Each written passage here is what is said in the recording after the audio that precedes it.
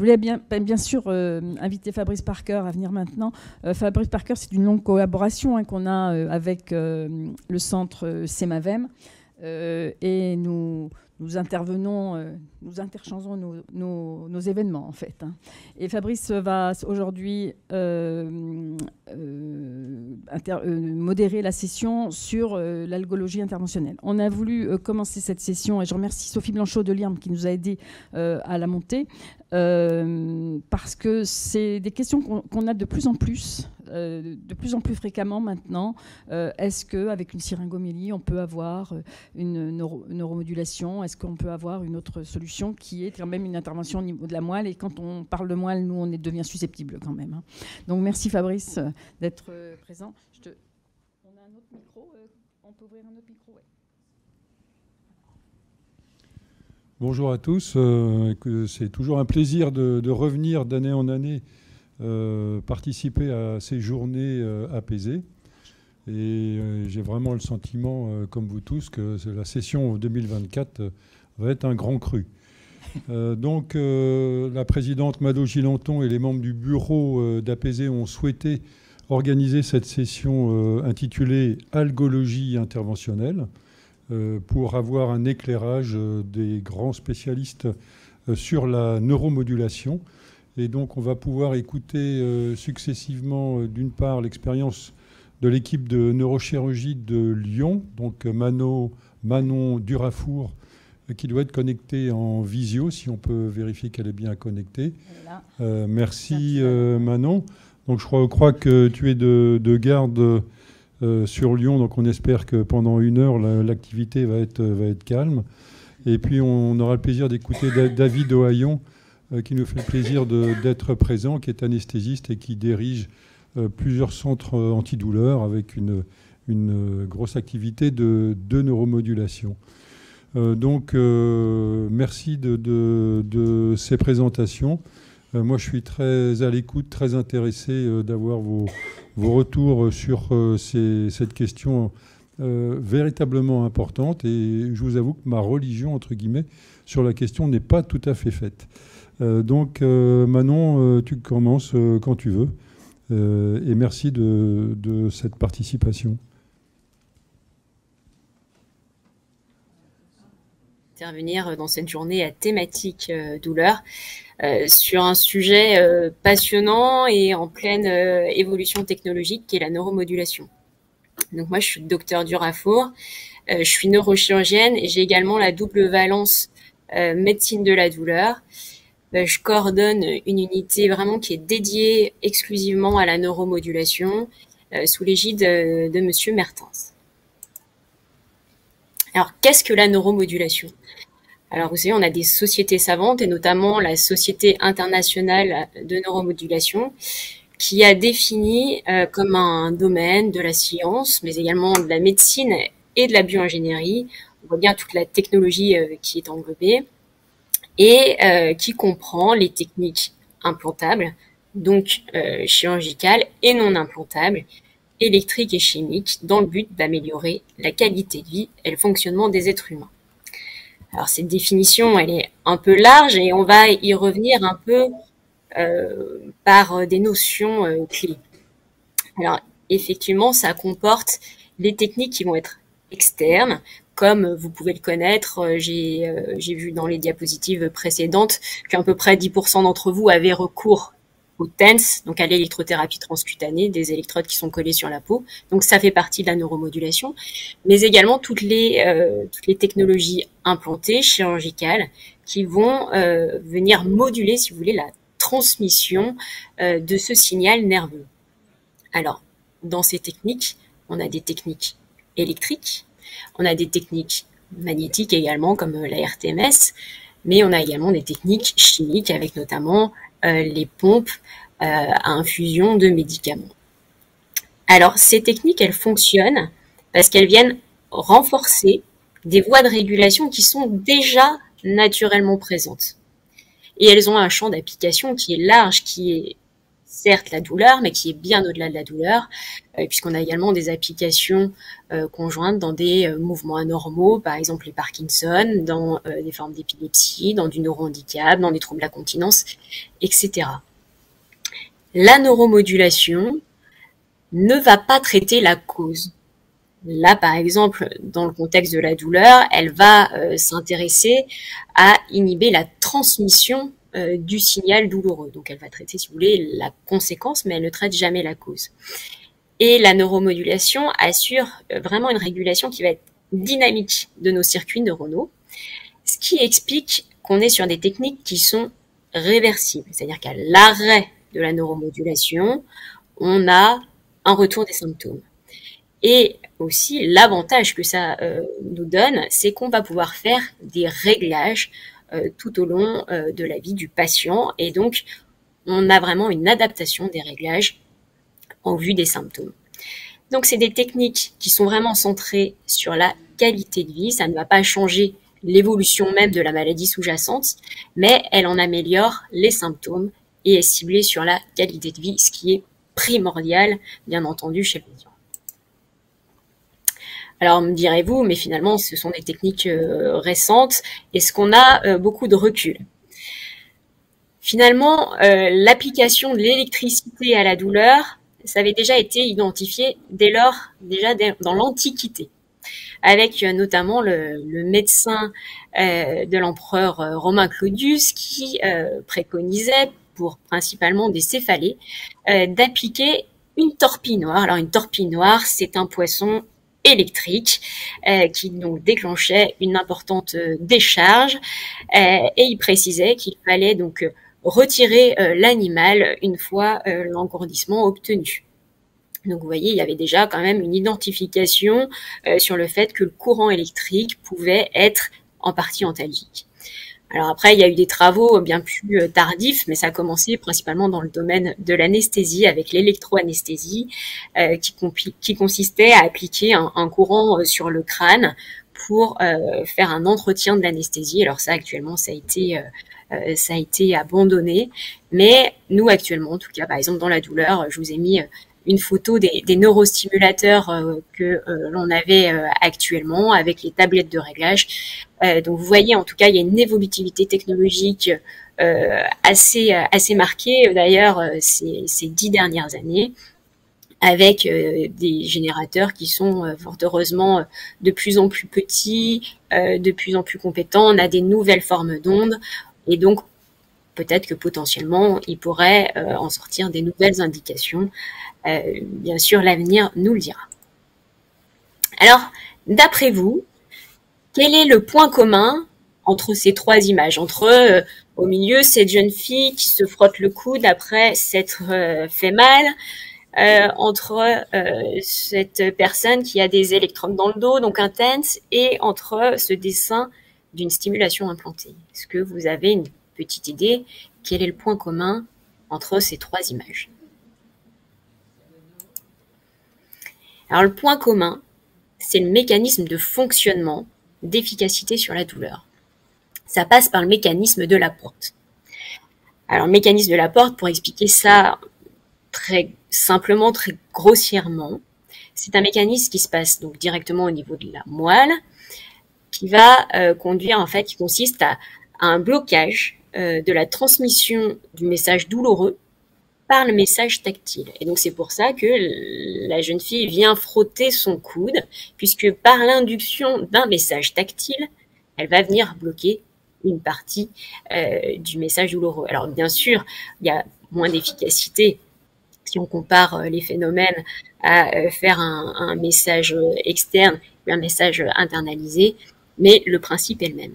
Et en fait, pourquoi? Puisque le message tactile, il va être transmis par des fibres qui ont globalement un gros calibre et qui sont myélinisées. Donc avec une vitesse de transmission qui est assez importante vis-à-vis des fibres de la douleur. Le message douloureux, lui, est transmis par des fibres de petit calibre qui sont non myélinisées ou peu myélinisées. Donc le message de la conduction tactile passe toujours avant, arrive toujours avant le message douloureux, et donc il va pouvoir être va venir bloquer le message douloureux par un interneurone directement au niveau de la moelle. Ce qui est important de comprendre, c'est que ce fonctionnement, il est ce qu'on appelle, nous, segmentaire, c'est-à-dire qu'il va être uniquement efficace dans le dermatome simulé. C'est-à-dire que, par exemple, vous frottez le coude pour un traumatisme du coude, si en même temps que vous tapez le pied, il n'y aura pas du tout d'efficacité, bien entendu, de façon plus distale. Donc, c'est le mécanisme principal qui permet d'expliquer l'efficacité de la neuromodulation. Bien sûr, ce n'est pas le seul, mais c'est pour avoir des considérations qui nous permettent d'avancer. Alors, l'application à la douleur de la neuromodulation. Dans quel contexte? C'est pour des douleurs neuropathiques, c'est-à-dire donc des douleurs neurologiques qui vont être chroniques. Donc, quand on considère qu'il y a des douleurs qui sont au-delà de 3 mois et identifiées comme pharmacorésistantes, réfractaires à une prise en charge que j'appelle multimodale. Alors, multimodale, qu'est-ce que ça veut dire? C'est certes, d'un côté, vous avez le traitement médicamenteux, mais il ne faut pas délaisser tout le traitement non médicamenteux, qui est souvent d'ailleurs également demandé par les patients. Mais on a bien compris qu'il y a seulement un quart des personnes qui jugent en tout cas le traitement globalement efficace dans un contexte de prise en charge sur un centre de la douleur, parce qu'on est sur des douleurs extrêmement compliquées, réfractaires et rebelles. Donc, c'est des traitements qu'il faut bien sûr pas proposer trop tôt, parce que on parle souvent de chirurgie et donc on souhaite privilégier au départ ce qui est non invasif. Pour autant, il ne faut pas forcément attendre, parce qu'on sait qu'on peut avoir une accumulation délétère des neurotropes et surtout une accumulation délétère des opiacés de façon générale dans la douleur neuropathique. Donc, il faut arriver à trouver voilà, ce juste timing qui n'est pas forcément évident. Alors, la cible neurologique, elle va être bien sûr adaptée à la localisation, au type de douleur, au mécanisme de la douleur, etc. Et surtout, ce qui est à mon avis central, il faut vraiment insister, que c'est une évaluation qui doit être multidimensionnelle. Ce n'est pas l'implanteur dans son coin qui peut décider d'une prise en charge. Nous travaillons vraiment de façon conjointe avec le CETD, avec les algologues, avec les neurologues, avec les équipes implanteurs, les psychologues, les psychiatres, puisqu'il faut tenir compte des facteurs émotifs, cognitifs, thymiques, socio-professionnels qui sont toujours présents dans un contexte de douleur chronique. La douleur chronique, c'est une douleur maladie qui a des répercussions dans toutes les sphères de la vie du patient. Donc, quand on parle de neuromodulation, alors bien sûr, on est principalement sur la douleur neuropathique, mais ce qui concerne la stimulation médulaire, on peut avoir également d'autres indications, telles que par exemple des algodystrophies, des douleurs lomboradiculaires, des algies vasculaires de la face, etc. Donc, comme je vous disais, les cibles sont multiples. Il y a des cibles encéphaliques, il y a des cibles spinales et des cibles extraspinales. Donc, les cibles encéphaliques, comme vous pouvez le voir, on peut faire une stimulation des noyaux gris. On peut faire une stimulation du cortex moteur, donc on est sur des stimulations électriques. Au niveau du canal rachidien, on peut faire une stimulation de la moelle en mettant une électrode au niveau péridurale, donc comme si on faisait, c'est le même espace qui est utilisé par exemple pour l'anesthésie péridurale chez la femme enceinte.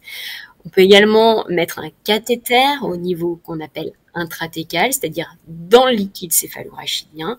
Puis on peut faire une stimulation du ganglion, c'est-à-dire la zone de naissance, si on peut dire, de notre racine, et faire également des stimulations en dehors du canal rachidien, de nos nerfs, et même de certains récepteurs sous-cutanés. Ça, c'est l'ensemble des stimulations internes qu'on peut proposer, et une fois de plus, pour différentes indications, la douleur, mais pas que.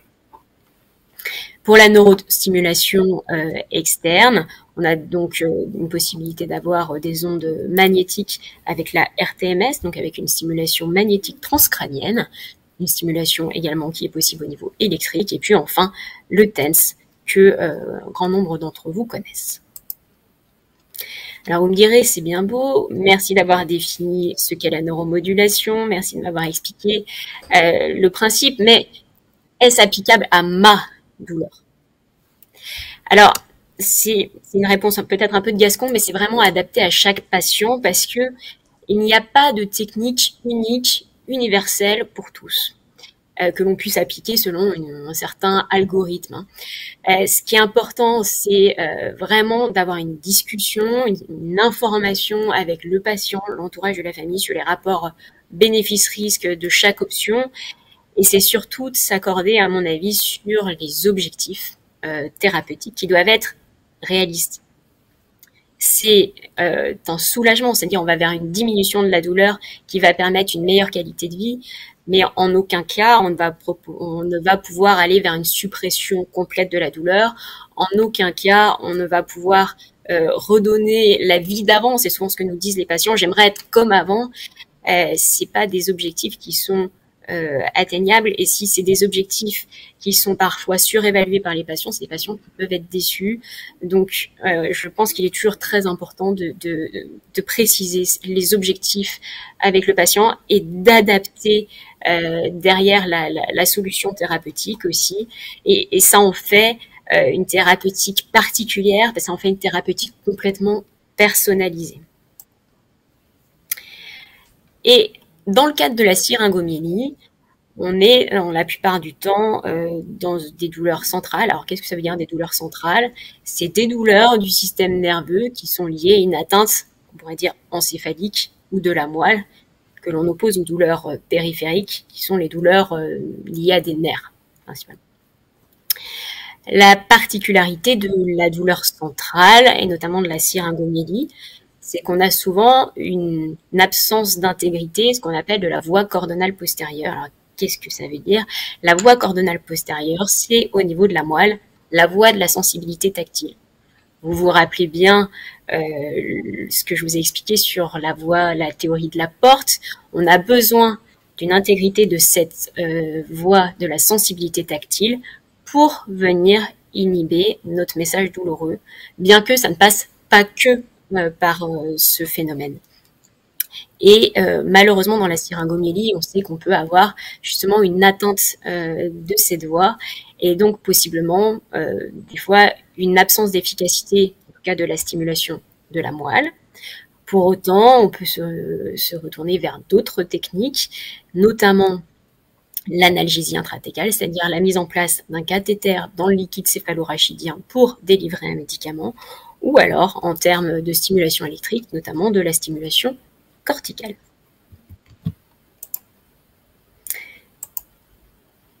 Alors, qu'est-ce que l'analgésie intrathecale? C'est le fait, donc, comme je vous ai dit, de mettre un cathéter directement au niveau du liquide céphalorachidien et donc au plus près des récepteurs médulaires, de façon à venir délivrer via un réservoir qui est sous la peau, qui est une pompe, un médicament ou des médicaments antalgiques.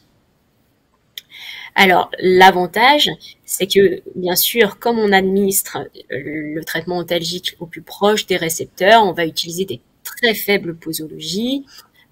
Je parle, par exemple, un exemple de la morphine, mais qui n'est pas une indication directement dans la syringomyélie. Par exemple, on va mettre des doses qui sont 300 fois moins importantes. Donc juste pour vous expliquer le grading qu'il y a entre, par exemple, les comprimés et ce qu'on peut mettre dans le liquide céphalorachidien.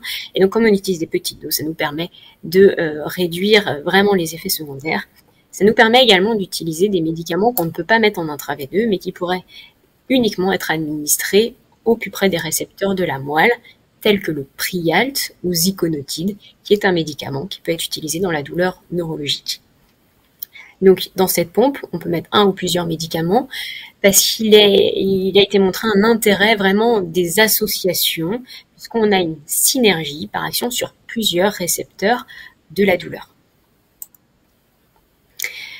Alors, que nous dit la littérature précisément sur la syringomyélie?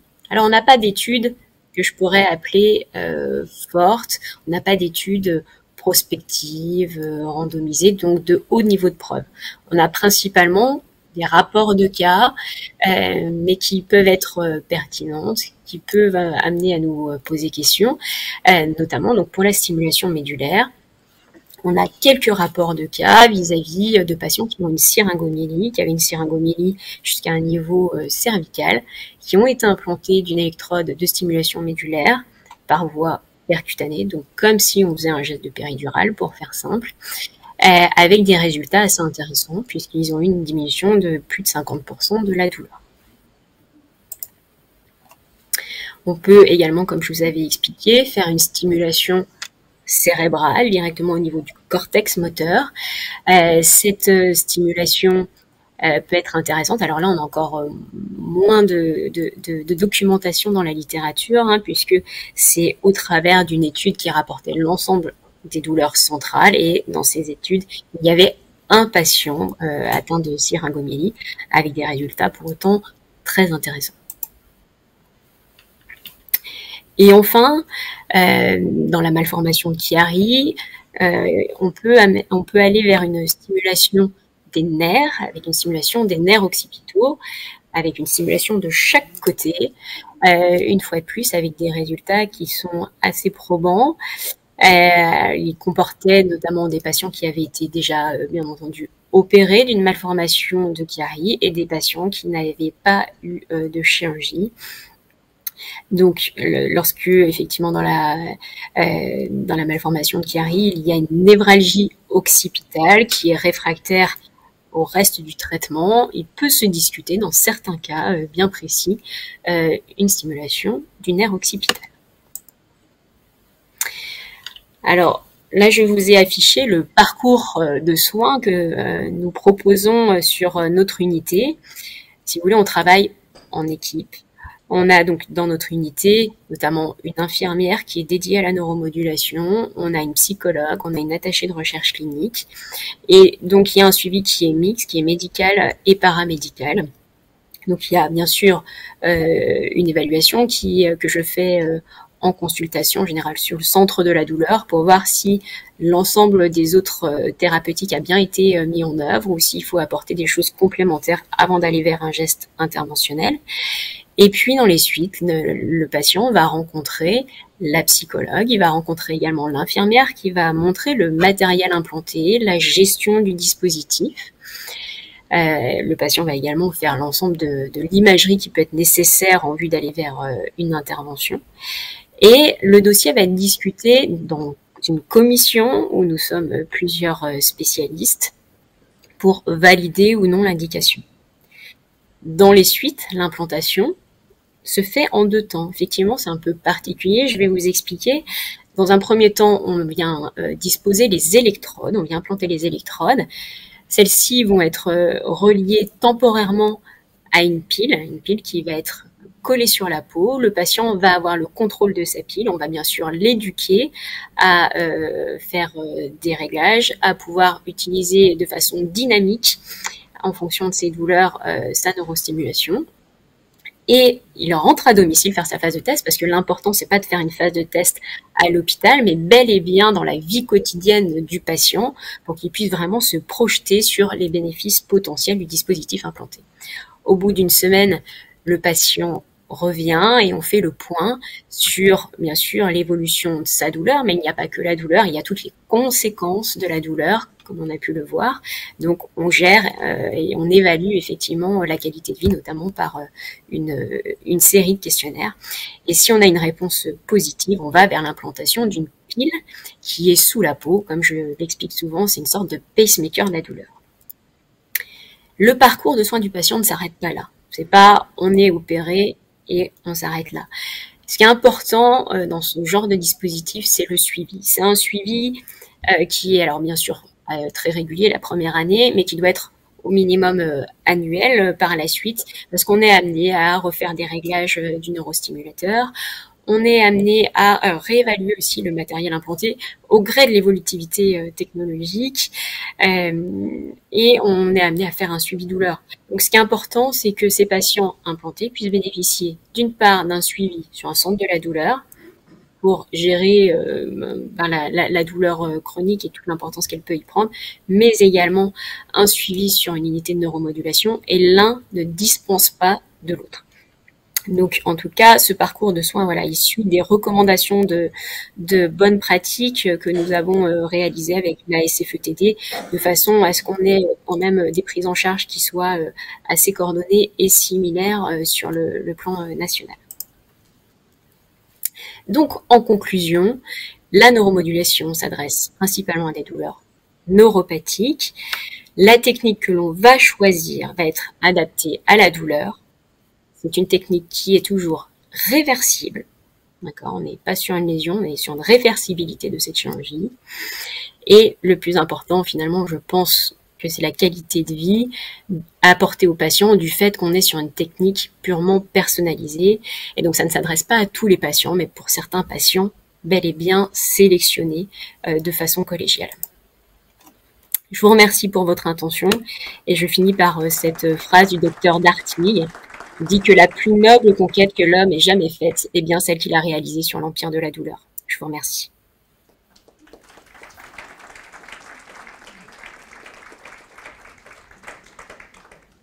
Merci beaucoup. C'était très clair et très intéressant.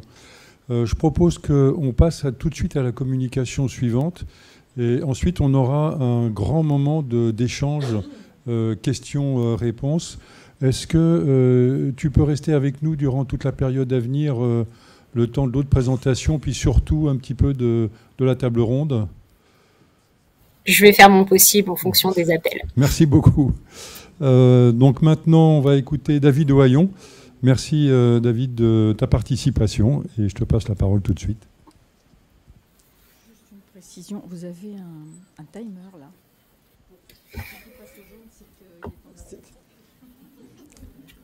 Merci beaucoup. Donc, David Ohaillon, Sansino, je suis médecin anesthésiste réanimateur. Je ne fais plus du tout d'anesthésie-réanimation depuis 7 ans puisque j'ai décidé de consacrer mon activité exclusivement à la prise en charge de la douleur chronique sur le versant interventionnel. Je suis très honoré d'avoir été invité aujourd'hui et même un peu intimidé. Passer derrière le docteur Durafour, le level est très haut, donc je vous remercie de votre gentillesse. Là, on m'a demandé de présenter donc un peu plus spécifiquement la neurostimulation médulaire sur le versant percutané.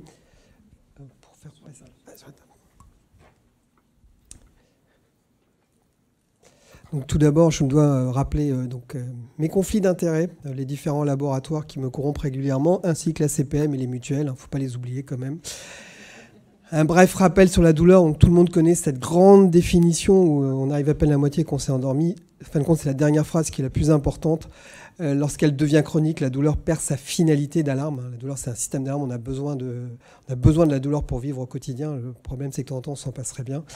Et elle devient une maladie à part entière en tant que telle et qu'elle doit être, quelle que soit son origine. Donc la douleur chronique, quelques chiffres, c'est 20-25% de la population globale. Et ça, c'est constant dans tous les pays. Donc moi, je travaille essentiellement à Lille. Donc ça concerne 300 000 malades. Et la douleur chronique neuropathique, c'est 8 à 10% de la population. Donc on a une population autour de 65 millions en France. Donc ça fait 6,5 millions de personnes qui souffrent de douleurs chroniques neuropathiques. Et les deux premières causes, je tiens quand même à les rappeler. La première cause, c'est la cause post-chirurgicale, puisqu'il y a à peu près 11 millions d'actes chirurgicaux et interventionnels en France, et qu'ils se compliquent dans 20% des cas de douleurs chroniques neuropathiques. La deuxième cause, c'est le diabète. Il y a 3 500 000 personnes qui souffrent de diabète en France. La moitié souffrent de douleurs neuropathiques, donc ça fait 1 750 000. On estime que 2% d'une population neuropathique globale nécessite l'implantation d'une stimulation médulaire.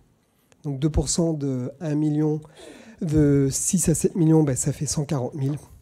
Voilà, donc les diabétiques devraient, sur la population diabétique qui souffre, il devrait y avoir 35 000 implantations. Sur la population post-chirurgicale, 2% de 2 millions, ça fait 40 000. Voilà. L'année dernière, nous avons implanté 1400 stimulateurs en France sur les 140 000 potentiels. Concernant le diabète, sur les 35 000 personnes qui devraient pouvoir bénéficier de l'implantation d'une stimulation médulaire, seuls 14 ont été implantés. La prise en charge de la douleur, les morphiniques, donc tout le monde est au courant de l'épidémie mortelle des morphiniques aux États-Unis qui commence à arriver en France. d'accord, progressivement. Alors c'est plus caché, c'est anodin, c'est la petite grand-mère à qui s'est fracturé une côte, à qui on a mis un patch de fentanyl et qu'on retrouve par terre quelques jours plus tard avec une fracture du col et qui va décéder 3 semaines après. C'est anodin, tous les jours comme ça. C'est la personne qui souffre d'un zona, qui en a mis un patch de fentanyl, qui s'est retrouvée en globe urinaire, en choc septique et qui est décédée. Ça, c'est des histoires vécues, hein. Donc c'est au quotidien. Et elles sont très mal colligées. Un petit mot sur un médicament que j'adore, la prégabaline, hein, puisque c'est l'un des premiers traitements qui est mis en place, et je pense qu'ici, vous l'avez tous connu. En fin de compte, plusieurs études montrent que ça n'a aucun intérêt.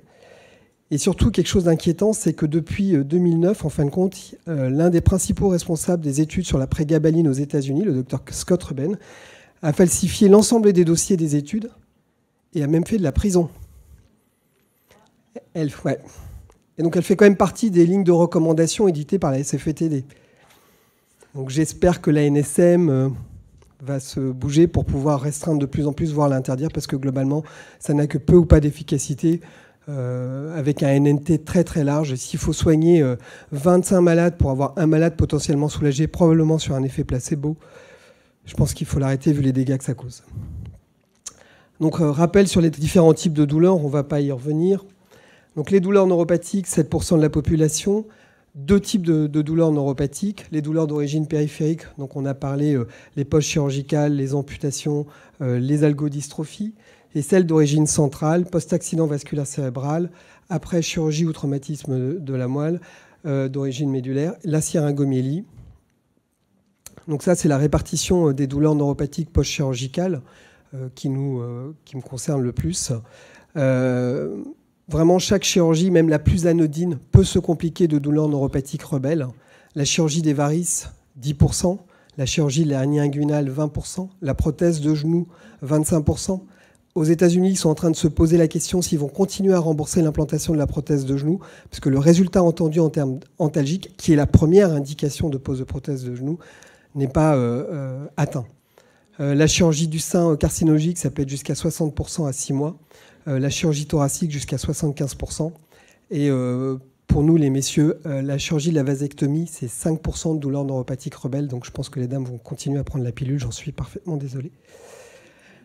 Donc ça, c'est les différentes techniques pour prendre en charge les douleurs neuropathiques avec un aspect technique.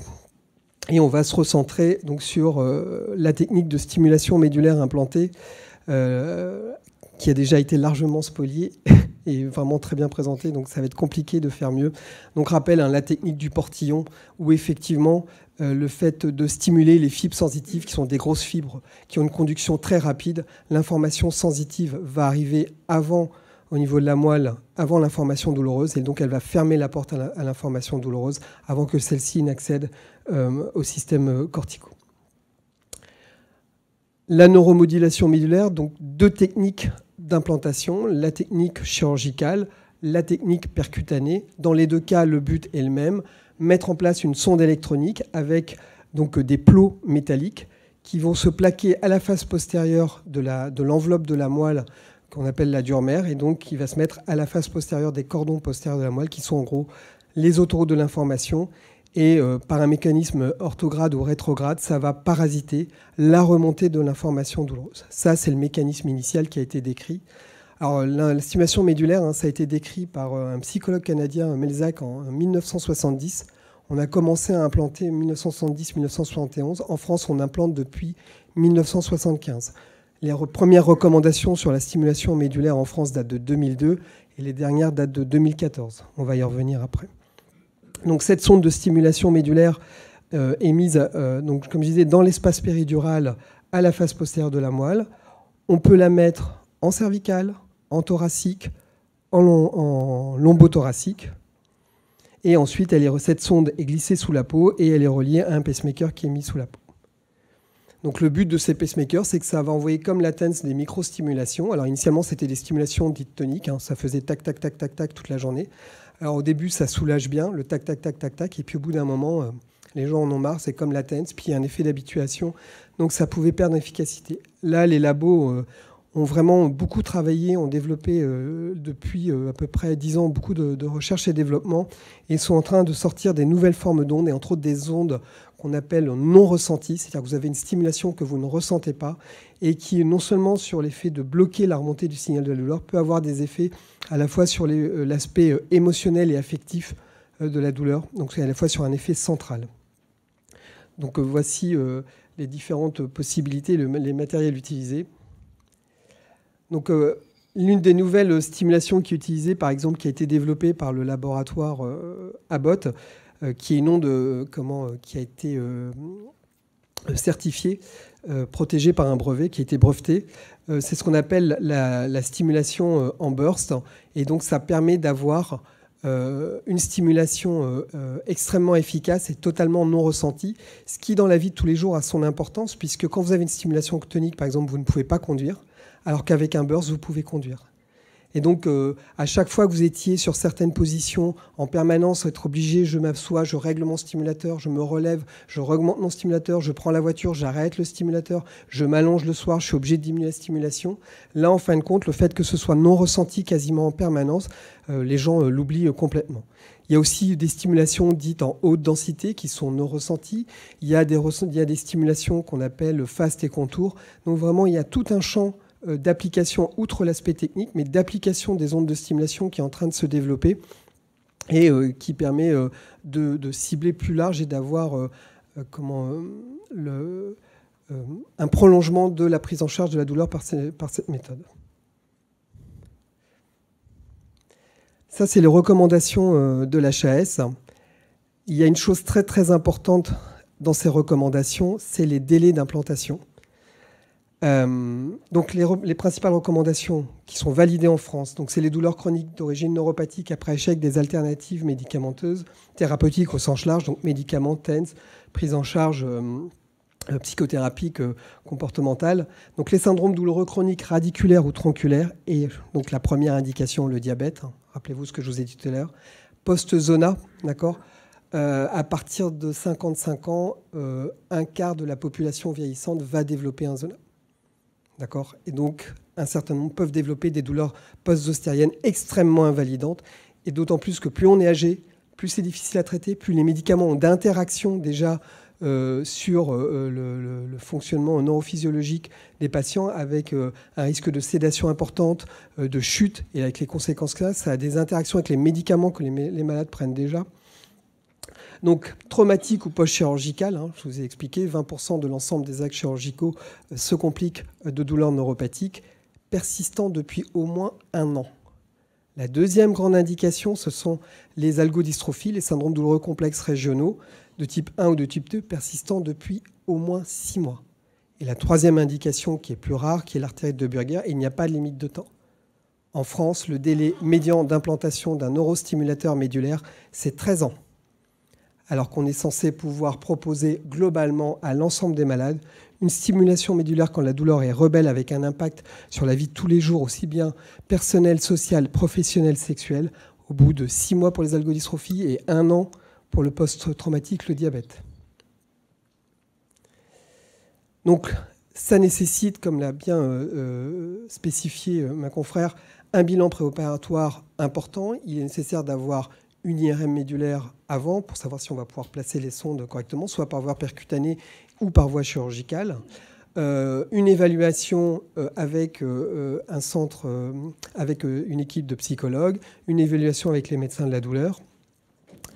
Je ne l'ai pas mis ici, mais vous pouvez aller vérifier dans la recommandation qui est accessible en ligne. C'est l'évaluation neurologique, et vous apprécierez toute la saveur de la médecine administrative à la française, puisque dans la même phrase, il est marqué « Il est obligatoire d'avoir un bilan neurologique », et à la fin de la phrase, il est marqué « Il n'est plus nécessaire que ce soit systématique ».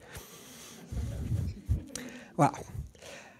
Comme a bien spécifié ma confrère, il est nécessaire de réaliser un test d'implantation, et c'est ça qui est intéressant.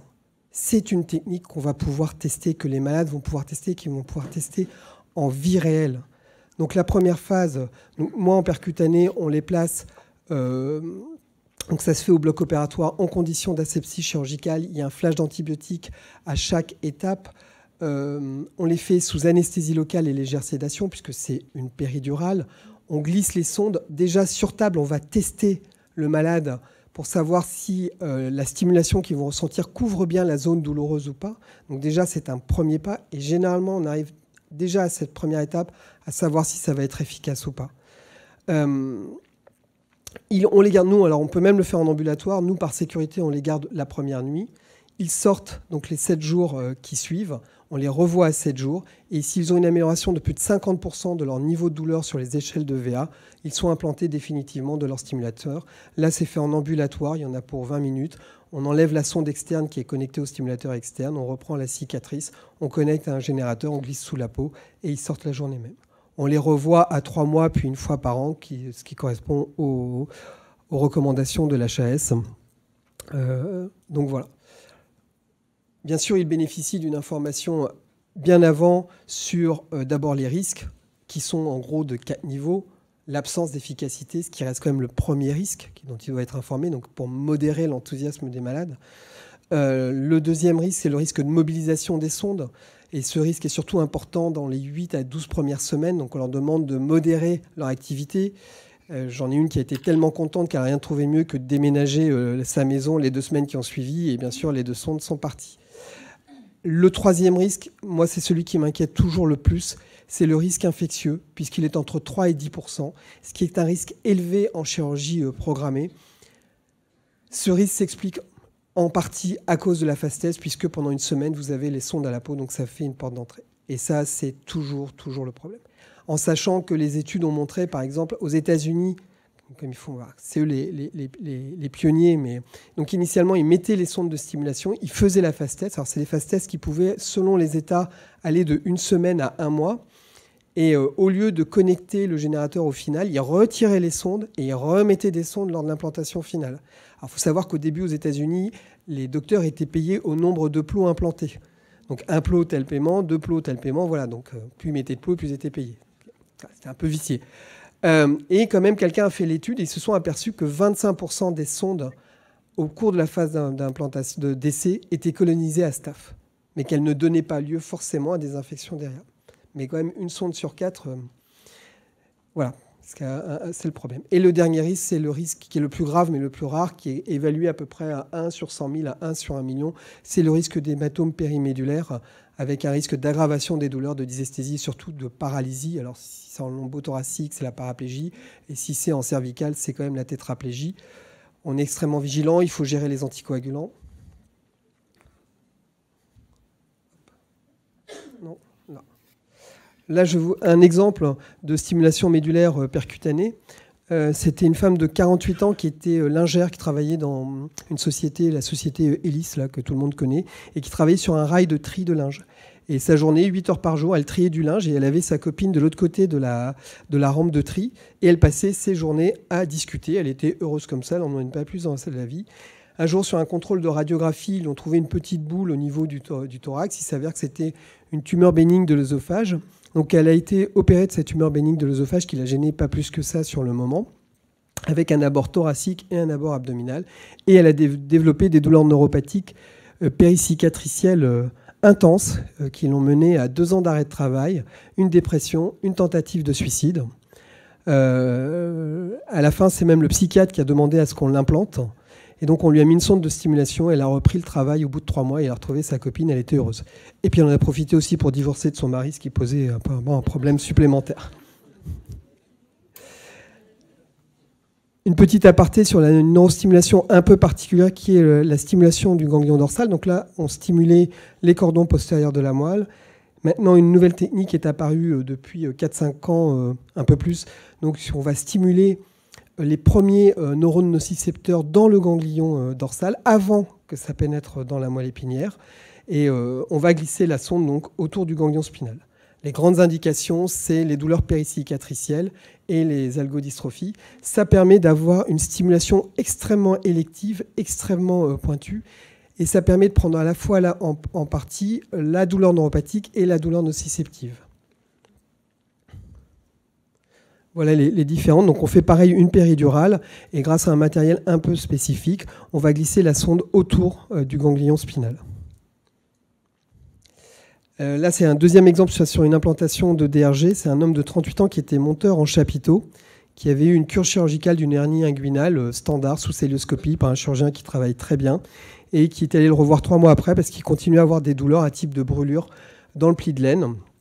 Le chirurgien ne comprenait pas très bien, donc il a eu le malheur de dire que ça irradiait dans le testicule. Il a dit, oh là, c'est le testicule, vous allez voir mon collègue urologue, qui lui a fait une échographie, il y avait un truc bizarre sur l'échographie du testicule, il lui a enlevé, ce qui n'a rien arrangé à ses douleurs. Donc moi, je l'ai reçu au bout de 2 ans d'arrêt de travail. Il avait 15 kilos en plus grâce à la prégabaline. Il marchait avec un jogging avec l'élastique qui était sous les fesses. Mais ces malades-là, quand on les voit rentrer, on sait d'emblée ce qu'ils ont, parce qu'ils ont la même attitude. Ils ont le jogging, l'élastique sous les fesses, ils ont des claquettes aux pieds parce qu'ils ne peuvent pas se baisser pour faire les lacets. Ils marchent comme ça, c'est assez typique. Et bien sûr, il y avait un impact outre sur sa vie professionnelle, mais aussi sur sa vie personnelle et familiale, puisque sa jeune épouse était complètement en désespoir. Donc on lui a implanté ici un DRG au niveau de la racine L1, et avec une efficacité à 95%. On l'a implanté la semaine qui a suivi, et il a repris le travail au bout de 6 semaines, alors que je lui avais demandé de se modérer. Il habite Boulogne-sur-Mer, donc là c'était à Lille, et il avait fait donc pour la visite de contrôle à 3 mois les 150 km en moto. Il avait une grosse moto qu'il n'avait pas touchée depuis plus de 2 ans. Il était arrivé là, il avait déjà perdu 5 kilos grâce à l'arrêt de la prégabaline. Il était entièrement gainé en cuir alors qu'il était incapable de s'habiller avant. Alors j'ai regardé parce que quand on m'a dit qu'il fallait que j'aille présenter quelque chose pour la syringomyélie, la stimulation médulaire et syringomyélie. Donc, tout à l'heure, on nous a présenté les chiffres de la douleur dans la syringomyélie. Donc là, c'était les premiers chiffres qui avaient été publiés en 2006. Et effectivement, je n'ai retrouvé que quelques cas cliniques. Donc, avec ici une femme de 50 ans avec une syringomyélie congénitale thoraco-sacrée qui prenait 100 microgrammes de fentanyl, 600 mg de tramadol, 600 mg de prégabaline, 200 mg de tramadol. Elle a été implantée, et avec une EVA qui est chutée de 8 à 2 après la phase d'Est. Et là, c'est 2 autres cas cliniques. Voilà. Je vous remercie de votre attention.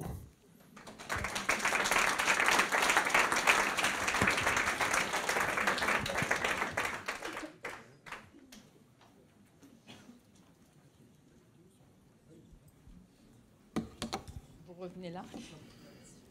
On va ouvrir la session des questions. On répondra de... Je pense que Nathalie Richard de la NSM va répondre sur la prégabaline et sur... parce que APC fait partie aussi de ce groupe.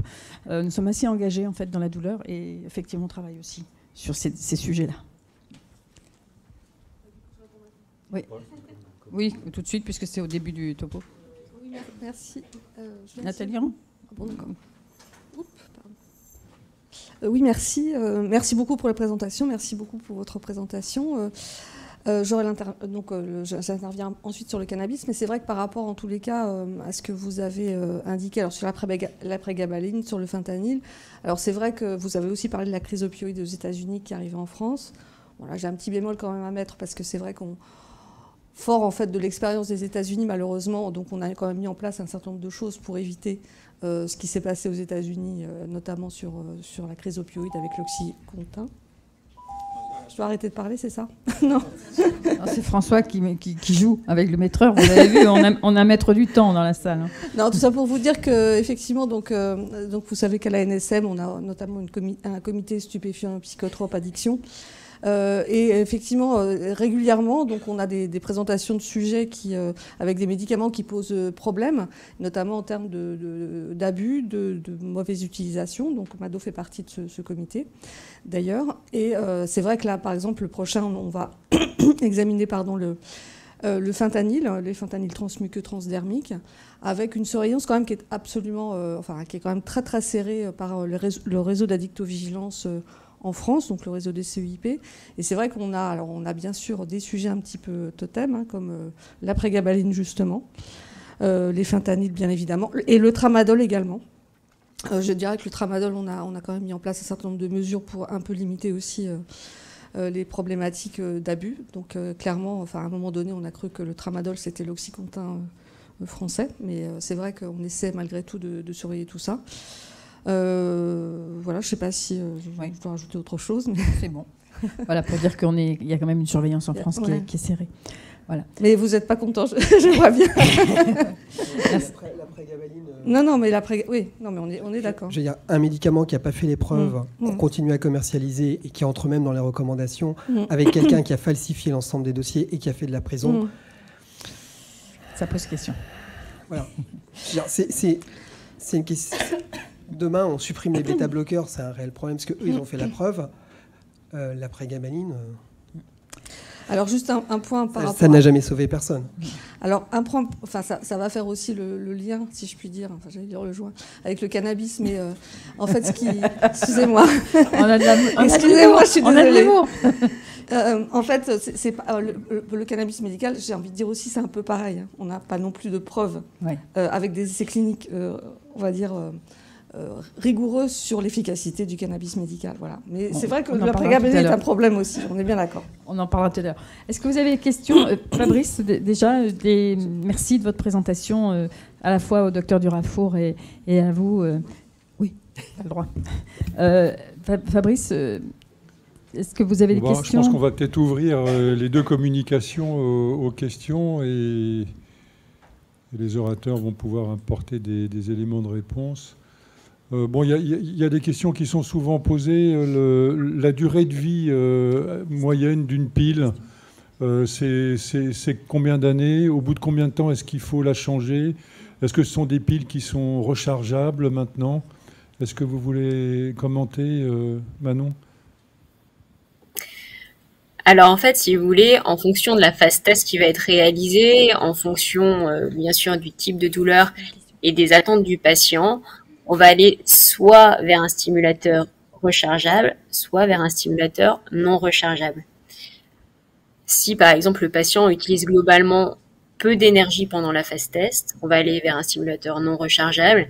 Ces stimulateurs, ils sont en général vendus pour à peu près une durée de 5 ans. Alors bien sûr, tout dépend de la consommation énergétique du patient.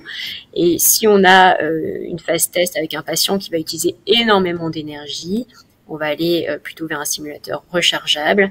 Et ces stimulateurs sont actuellement pour une durée de 9 ans. Ces stimulateurs sont toujours remplacés sous anesthésie locale. Donc, c'est-à-dire que quand on fait le geste de remplacement, on ne reprend que la cicatrice en regard de la pile. On ne touche pas aux électrodes. Et c'est un geste qui est fait, qui est très court, hein, qui dure à peu près une demi-heure sous anesthésie locale. Dans ce registre, un petit peu sur la partie boîtier et matériel, quel serait en moyenne le taux de réintervention attendu d'un malade qui est implanté au terme des 5 ou 10 années de suivi? Par analogie, par exemple, aux malades qui sont porteurs de dérivations de type ventriculo-péritonéal, on sait qu'il va y avoir un certain nombre de réinterventions un petit peu attendues du fait de quelques difficultés de matériel. Est-ce qu'on a une idée, un retour, une information à transmettre sur voilà, le nombre de chirurgies attendues à terme? Alors, j'ai pas de chiffres précis à communiquer sur le sujet. Mais en effet, donc il y a déjà tout ce qui est remplacement de générateurs qui est à prévoir au fur et à mesure de la vie du patient. Et au-delà de ça, on peut avoir effectivement des problématiques telles qu'il a été décrit, parfois de migration d'électrodes sur un traumatisme rachidien ou c'est sur un patient qui a fait précocement autour de la chirurgie des gestes un peu extrêmes du rachis. Ces gestes ont effectivement nécessité ces complications vont effectivement nécessiter une reprise chirurgicale. Et enfin, on peut avoir effectivement dans le temps des fractures d'électrodes, toujours sur des traumatismes rachidiens, qui peuvent nécessiter également une reprise. Donc, en tout cas, il y a l'importance d'avoir un entretien du matériel et ça nécessite effectivement des réinterventions au cours de la vie du patient qui est implanté d'un neurostimulateur. Vous avez une réponse On sait dans les publications, déjà, on perd 5% des patients par an. C'est-à-dire, ils échappent soit à la surveillance, soit ils sont explantés pour défaut de, en fin de compte, perte de l'antalgie, pour des problèmes infectieux, pour des problèmes de rupture de sonde. Donc à peu près 5% par an des patients échappent tranquillement, sans que ce soit très clair la cause, mais les grandes causes, c'est la perte de l'antalgie. Et dans la première cause de la perte de l'antalgie, c'est souvent du problème de matériel, avec des pertes de plots, d'impédance de plots qui deviennent très élevées. Donc voilà. Alors souvent, comme il y a quand même 8 à 16 plots selon le type de sonde, lors des reprogrammations, on arrive à couvrir. À la fin, on arrive à avoir des patients qui, sur les 2 plots, qui sur les 8 plots, arrivent à avoir une couverture suffisante juste avec les 2 bons plots au bon endroit. Le problème de la perte de l'impédance, c'est que selon le matériel perd son IRM compatibilité. Donc quand il y a besoin de faire une IRM, il faut aller retirer et remettre une sonde qui est efficace sur tous ces plots. Alors là maintenant, alors que c'était pas le problème avec Medtronic, puisque lui, même si on perdait 1 ou 2 plots, il conservait son IRM compatibilité. C'est plus le problème avec les autres sondes comme Abbott ou Boston. Là, Abbott a réglé le problème et je pense que Boston aussi. Donc dans la recommandation HAS, il est vraiment indiqué qu'on doit informer les malades du risque de réintervention relativement élevé en raison du risque de migration ou de fracture. Je pense que c'est 5 à 10% par an. Toujours dans le côté un petit peu technologie device, champ magnétique. Donc souvent les malades posent la question, est-ce que dans l'aéroport, quand on passe dans le portique, ça va sonner? Est-ce que c'est compatible? Est-ce qu'il faut présenter la carte pour ne pas passer dans le portique ou pas? Et puis l'autre question, l'autre version, c'est donc effectivement IRM. Est-ce que c'est maintenant des dispositifs médicaux qui sont compatibles IRM? Et qu'est-ce que ça veut dire compatible IRM? Sous-entendu, quelle est l'exacte vision qu'on a de la moelle en IRM chez un malade qui a une électrode? Quid des artefacts? Est-ce qu'on arrive maintenant? Est-ce qu'il faut des séquences particulières en IRM pour pouvoir mieux regarder la moelle d'une certaine façon? Ou est-ce qu'au fond, on peut suivre une pathologie intramédulaire comme effectivement une syringomyélie en IRM chez quelqu'un qui a une électrode? Si vous pouvez répondre, peut-être Manon d'abord, David après. Concernant l'exposition au champ magnétique, alors effectivement, le patient va être porteur d'une carte dans laquelle il est stipulé qu'il a un dispositif implanté. Donc, par exemple, dans un aéroport, il va passer, ce qui est conseillé, c'est qu'il passe en dehors des portiques. Mais en tout cas, il n'y a pas de contre-indication vis-à-vis de ce plan-là. L'ensemble du matériel actuellement implanté est IRM compatible, avec une IRM compatible sur une IRM 1,5 Tesla et sur une IRM corps entier. Que ça soit pour l'ensemble des industriels. Alors j'entends toute la difficulté de l'artefact qui peut avoir lieu en place de la sonde de stimulation médulaire qui peut effectivement parfois un peu gêner le suivi sur une pathologie purement médulaire. Alors il n'y a pas de protocole particulier en termes d'imagerie, mais c'est un point effectivement à souligner. Oui. Je vais rajouter un point rapidement. On a la chance d'avoir effectivement du matériel IRM compatible, sonde plus générateur, y compris maintenant sur le DRG, alors qu'avant c'était IRM compatibilité conditionnée. Là c'est IRM compatibilité corps entier, 1,5 Tesla. Le problème pour les patients qui doivent bénéficier d'une IRM, soit sur un suivi de leur pathologie médulaire, soit sur une autre indication, un genou, IRM cérébral, c'est que les radiologues rechignent à chaque fois en disant « non, c'est pas possible ». La raison pour laquelle ils disent ça, c'est que souvent ils sont obligés de reprogrammer leur machine spécifiquement pour accueillir les malades qui ont un dispositif implantable, que ce soit une stimulation médulaire, un pacemaker ou un défibrillateur. Et donc à chaque fois, c'est un refus d'emblée.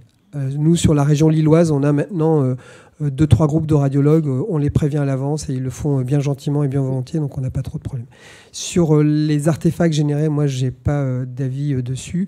Un autre détail qui était assez... beaucoup, initialement, mettaient les générateurs sur la face abdominale. Et dans l'une des contre-indications, c'était le fait de posséder des plaques à induction à domicile. Or, maintenant, on les met de plus en plus en postérieur, donc quand même le champ magnétique d'une plaque à induction, c'est quelques millimètres, donc il n'y a pas de raison qu'il y ait d'interaction. Donc comme je précise toujours à mes patients, les câlins c'est autorisé, mais faites pas ça sur une table à induction en état de marche. D'accord. Est-ce qu'il y a des questions dans la salle? Oui, Sophie. Un micro. Micro pour Sophie. Oui, bonjour. Vous avez dit tous les deux que c'était IRM 1.5, mais il n'y a pas de problème pour les IRM 3 Tesla non plus? En fait, c'est pas testé. Donc en fin de compte, les fabricants mettent la limite à 1.5. C'est comme les IRM compatibilité sur les sondes cassées, enfin sur les sondes qui perdaient des plots. C'était pas testé. Il y avait que Medtronic qui avait testé. Donc ils avaient reçu un agrément de la FDA. Et comme les autres n'avaient pas été testés, la FDA ne donnait pas d'agrément. Comme pour le DRG, ça n'avait pas été testé, donc ils n'avaient pas l'agrément. Donc tant que ce n'est pas testé, la FDA ne donnera pas l'agrément, donc le laboratoire mettra une limite. Et donc en fait, quand il y a une IRM prescrite, il faut bien noter qu'il faut aller la faire sur une 1.5. Merci beaucoup. Je crois qu'il y a une question en ligne, donc Oui, c'est Gwen. Alors on a une équipe de receveuses de questions, et c'est Gwen qui va intervenir. Donc nous avons une question en ligne pour le docteur Durafour ou pour le docteur Hayon. Le RTMS peut-il être envisagé pour les enfants?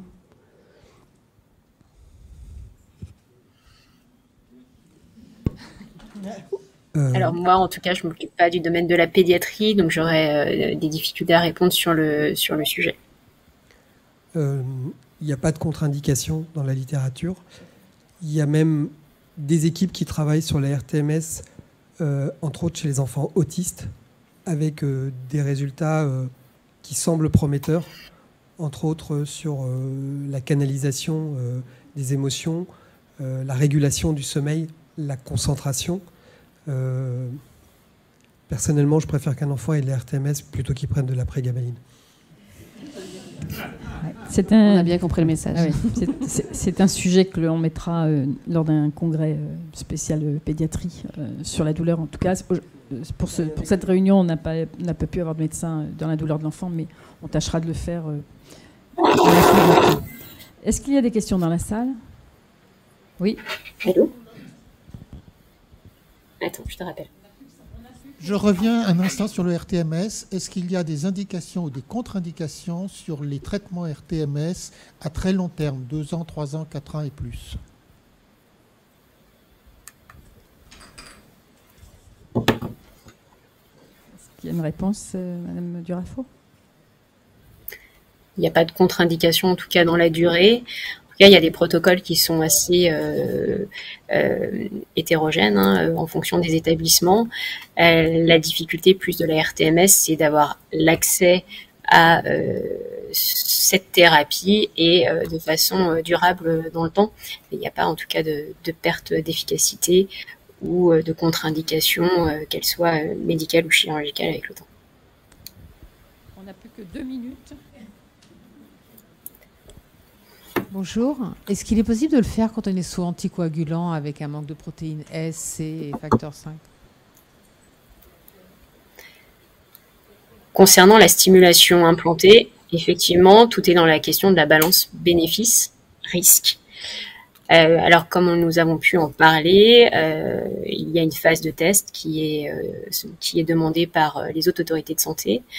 Nous, dans notre pratique, on considère dans notre unité que quand on a une balance bénéfice-risque défavorable de cette phase test, notamment chez des patients qui ont un traitement anticoagulant, on peut décider de se passer de cette phase test et de faire et l'implantation de l'électrode et du générateur dans le même temps, de façon à arrêter l'anticoagulation de façon la plus courte dans le temps. Et bien sûr, on a une surveillance neurologique rapprochée lors de la reprise de l'anticoagulation. Mais en soi, ce n'est pas une contre-indication, mais ça nécessite une vigilance particulière et une adaptation du parcours patient. Merci. Si je peux faire un commentaire, la question de cette session algologie interventionnelle portait sur moi, syringomyélique, est-ce que j'ai un intérêt à pouvoir bénéficier d'une stimulation médulaire? Merci aux deux intervenants d'avoir vraiment éclairci le débat. Le débat, il reste complètement ouvert. Et à mon avis, c'est toujours une question avec une interrogation pour laquelle on n'a pas véritablement les éléments de réponse. Le cadre juridique, c'est celui de l'HAS, ce qu'a rappelé le docteur Hayon, c'est-à-dire pour la neuromodulation médulaire, les douleurs radiculaires tronculaires, ce ne sont pas les lésions médulaires. Pour les syndromes douloureux régional complexes, ce ne sont pas les lésions médulaires. Pour le Burger, ce ne sont pas les lésions médulaires. Alors après, oui, on peut sortir du cadre, entre guillemets, réglementaire, dans le cadre de centres d'études et de la douleur qui sont organisés de façon multidisciplinaire.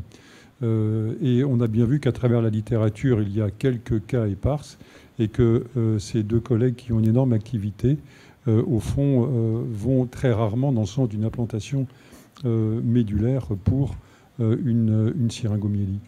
Je dis ça pour qu'on ne sorte pas de la session en se disant « chouette, je vais aller me faire poser une électrode au niveau médulaire ». Mado. Merci. S'il n'y a plus de questions, là, on est sur la fin de la session, vraiment, parce qu'on va passer à la session cannabis thérapeutique. On l'a déjà déposée. Merci beaucoup, docteur Durafour. Merci. Bonne continuation, bonne garde. Merci beaucoup. Passez une bonne journée. Au revoir. Merci, docteur Hayon.